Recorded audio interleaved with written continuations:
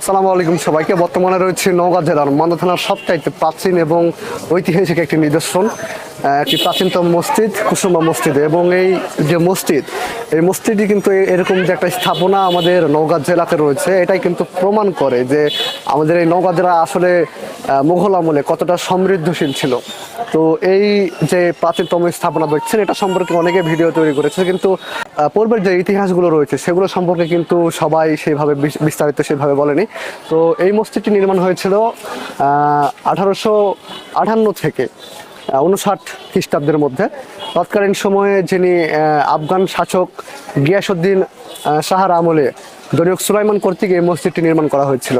তো এই মসজিদটি নির্মাণের পরে এখন পর্যন্ত তৎকালীন সময়ে সেরকম আসলে জাঁকজমক অবস্থা ছিল না। এই মসজিদকে ঘিরে অনেক আপনার ভুল ভ্রান্তি ধারণা ছিল, যে অনেকের এলাকার যে স্থানীয়রা রয়েছে অনেকের একটা ভুল ধারণা ছিল যে এই মসজিদ নাকি এক রাতে তৈরি হয়েছিল। তো এইসব ভ্রান্ত ধারণা উপেক্ষা করে সবকিছু কিন্তু তথ্য ওখানে আমরা সাইনবোর্ডে দেখে আসলাম যে কিভাবে এই মসজিদটি তৈরি হয়েছিল, কে বা কারা এই মসজিদটি নির্মাণ করেছিল। ভিতরে বেশ কিছু নিদর্শন রয়েছে, যে বিচারকরা একটা উঁচু জায়গা রয়েছে, যে সেটিও আপনাদেরকে দেখাবো সেই উঁচু জায়গাটা। এবং সময়ের সাথে পাল্লা দিয়ে কিন্তু এই যে 2024 সালে এসে অনেক পরিবর্তন ঘটেছে। এই মসজিদকে কেন্দ্র করে অনেক কর্মসংস্থান সৃষ্টি হয়েছে, অনেক দোকানপাট, অনেক পার্কের মতো একটা জায়গা তৈরি হয়েছে। আর সামনে যে দিঘি দেখছেন, অত্যন্ত সুন্দর এবং মনোমুগ্ধকর একটা পরিবেশ। মসজিদের ঠিক সামনে এই দিঘিটি অবস্থিত, সুবিশাল একটি দিঘি এবং প্রচুর পরিমাণে মাছ চাষ হয় এখানে। তো আসলে উপলব্ধি করা যায় না যে কত বড় একটা দিঘি। এবং এই দিঘির যে সৌন্দর্য, এখানে কিন্তু প্রত্যেকটা শুক্রবার মানুষ দূর দূরান্ত থেকে আসে এবং এই দিঘির সৌন্দর্য, মসজিদের সৌন্দর্য এবং এগুলো উপভোগ করার সাথে সাথে এখানে দুপুরে কিন্তু তারা গোসল সেরে নেয়। এবং বিশেষ করে এই দিঘিটি তৈরি করা হয়েছিল অজুর যেই ব্যবস্থা, কিন্তু মুসল্লিদের অজুর সংক্রান্ত কাজ সম্পূর্ণ করার জন্যই কিন্তু এখানে এই দিঘিটি নির্মাণ করা হয়েছিল। দর্শক, আমার সাথে এখন বর্তমানে যিনি রয়েছেন অত্যন্ত সম্মানিত একজন ব্যক্তিত্ব, এই মসজিদের ইমাম এবং এখনকার দায়িত্বে রয়েছেন উনি। তো আসসালামু আলাইকুম হুজুর, ভালো আছেন আপনি?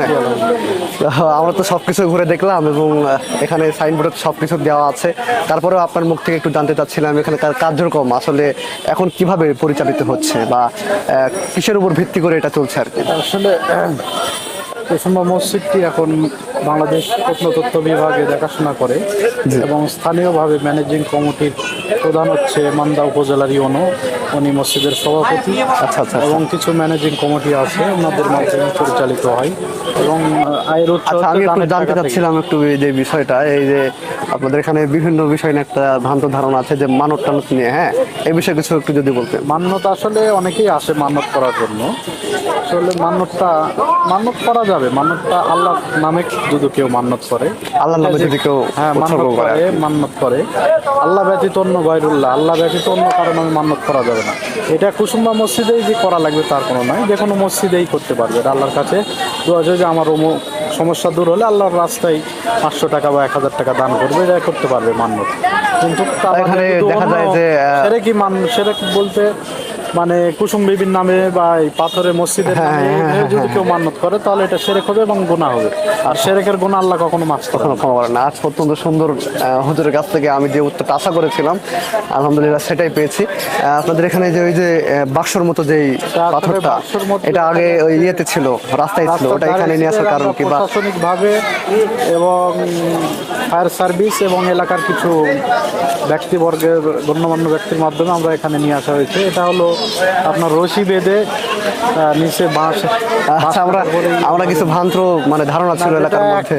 শুনছেন যে এক রাত মসজিদটি এক রাতে তৈরি বা পাথরটি এক রাতে তৈরি, বা এটা কেউ যদি এটা খোলার চেষ্টা করে মারা যাবে। কোনো এই সাইডে একটু ভাঙা দেখছিলাম, কথা না, এটা হলো মানুষের মুখের কথা। আসলে এটা কোনো ভ্রান্ত ধারণা, সঠিক নয়, এটা মানুষের ভ্রান্ত একটা আকীদা। আচ্ছা, আপনাকে অসংখ্য ধন্যবাদ আপনাদের এই যে মসজিদ সম্পর্কে যে সঠিক যে তথ্য এটা দেওয়ার জন্য।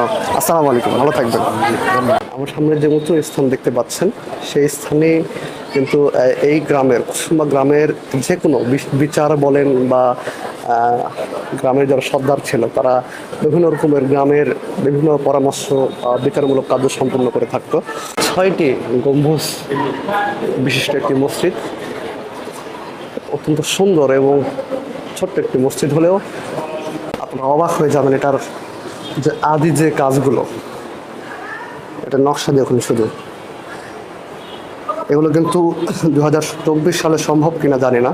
তৎকালীন সময়ে যে কারিগররা রয়েছিল বা নির্মাণ প্রতিনিধি যারা রয়েছিল, তারা কিন্তু এইভাবেই এই মসজিদগুলো কারুকাজ সম্পূর্ণ করে থাকতো। অত্যন্ত সুন্দর এবং নিখুঁতভাবে করা হয়েছে, যা আসলেই অকল্পনীয়। আমি আপনাদেরকে একটু উপর থেকে দেখানোর চেষ্টা করি কতটা সুন্দর এবং দৃষ্টিনম্র।